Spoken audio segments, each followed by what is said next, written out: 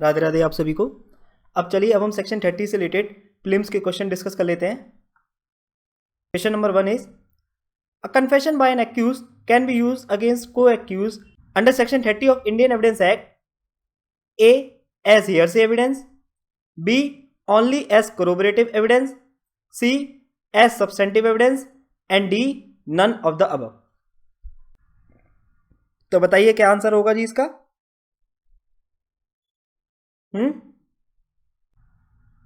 बताइए।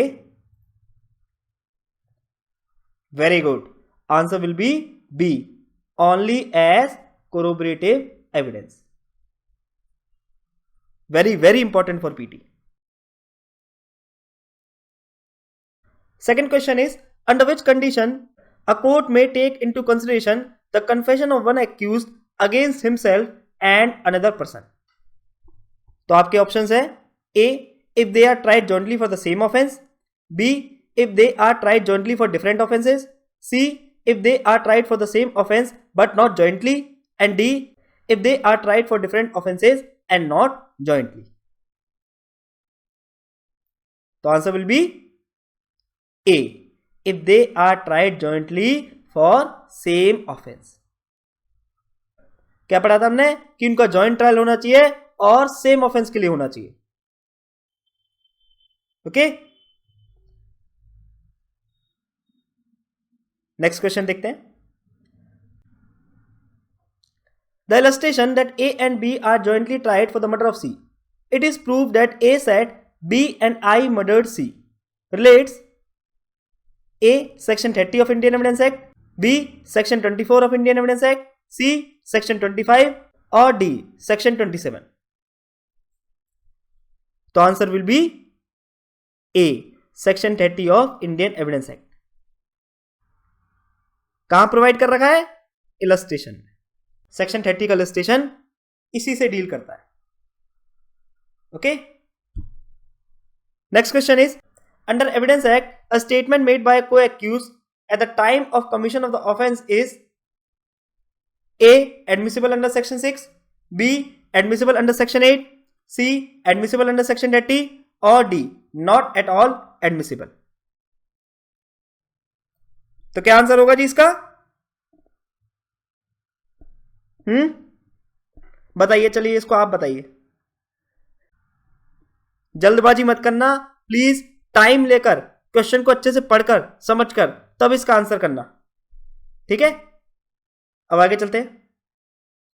Under evidence act, confession of one accused is admissible in evidence against co-accused. Number 1, if they are tried jointly for the same offence. Second, if they are tried jointly for different offences. Third, if they are tried for the same offences but not jointly. And last, if they are tried for different offences and also not jointly. तो चलिए खुद से करिए इसका answer. Already हम इस question को discuss कर चुके हैं। बताइए इसका सही आंसर क्या होगा। Next question is, A is on the trial for the murder of C. There is evidence to show that C was murdered by A and B and that B said A and I murdered C. As against A, this evidence is A, not to be taken into consideration as the evidence is hearsay, B, to be taken into consideration as it is direct evidence, C, not to be taken into consideration as A and B are not being jointly tried, or D, to be taken into consideration as A and B are accomplices. तो क्या answer होगा जी इसका?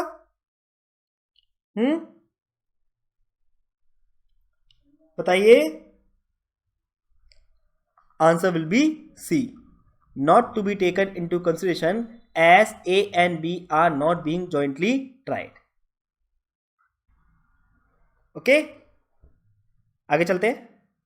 Confession of an accused is admissible against the other co-accused under which section? 28, 29, 30 or under section 31 of Indian Evidence Act.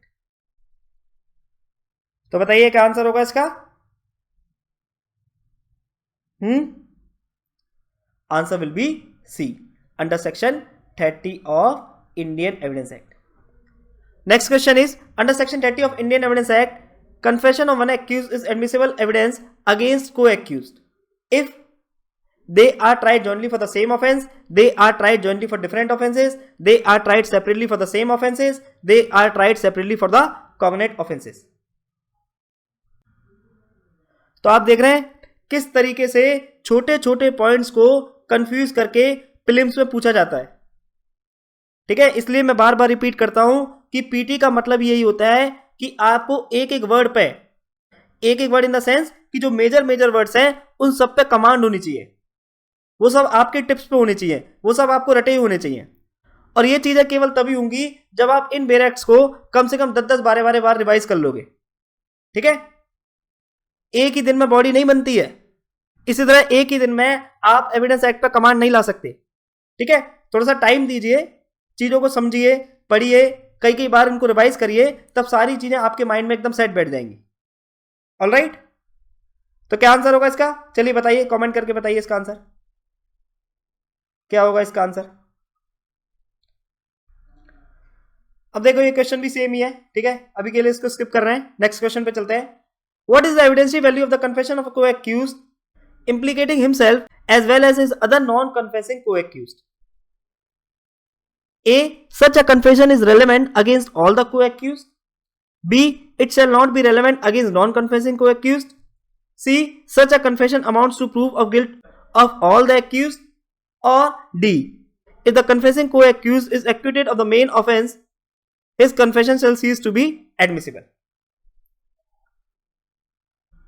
Answer will be A. Such a confession is relevant against all the co-accused. Okay. Next question is, A and B are jointly tried for the murder of C. It is proved that A said B and I murdered C. What is the nature of confession against B? तो B के against nature of confession क्या होगा? Substantive evidence, hearsay evidence, only corroborative evidence और none of the above. बताइए, सबसे पहला question हमने इसी का डिस्कस किया था. Answer will be only corroborative evidence. Alright. Next question is, Ravindra Kumar Pal, Dara Singh versus republic of India, a famous case coming under section 30 of evidence act is also known as. तो इसका आंसर मैं बता देता हूं आपको. Answer is Graham Staines murder case. ठीक है, अब चलिए सेक्शन 30 से रिलेटेड मेंस के क्वेश्चन डिस्कस कर लेते हैं. Question number 1 is, when can a confession alleged to have been made by an accused who is jointly tried with another accused be taken into consideration by the court as against the other accused? Explain करिए इसका answer. Next is, there was a criminal conspiracy to smuggle gold into India from the Middle East. Gold was brought in steam launch and transhipped into India in boats standing out at sea, which would then shore it to be taken away in cars by persons waiting for it. While the last consignment was still with the smugglers, a raid took place and many of them, including X and Y, were arrested. Thereafter, the custom authorities served notice and recorded their statements in answer to these notices almost simultaneously. The statements of the accused person corroborated with each other at numerous points. Answer the following question. अब in following question का answer करिए जी. Is section 30 of the Indian Evidence Act 1872 applicable to the statement made in answer to the notice? Second is, what is the effect of death of Y on the joint trial before pronouncement of judgment? And third is, what is the impact of confession made by co-accused on section 30 and 133 of the Indian Evidence Act? तो देखो कितना बेहतरीन question है ये. अच्छे से आप mental exercise involve करिए इसमें. ठीक है, बहुत ही अच्छा क्वेश्चन है, और साथ में जो टेक्निकल क्वेश्चन है वो भी अलग अलग तरीके के पूछे गए हैं, है ना. तो चलिए कमेंट करके इसका आंसर बताइए मेरे को. Next is, A and B are co-accused of the crime of kidnapping and killing a child. A denies his guilt but B confesses that he along with A has committed the crime. How far the statements by B is relevant against A? बताइए इसका answer. Next is, what are the circumstances when confession of a co-accused may be proved against an accused? करिए इसका answer, comment करके बताइए। चलिए next is A is charge with the murder of C. There is some evidence to show that A and B murdered C. Is B statement A and I murdered C admissible against A? बताइए चलिए comment करके। Next question is A and B are being jointly tried for the murder of C. A makes a confession in which he says that he along with B went to the room in which C was sleeping, that A stood at the door as he felt nervous and B went inside and shot C dead. How far can this confession be used against B? तो question समझ में आया आपके?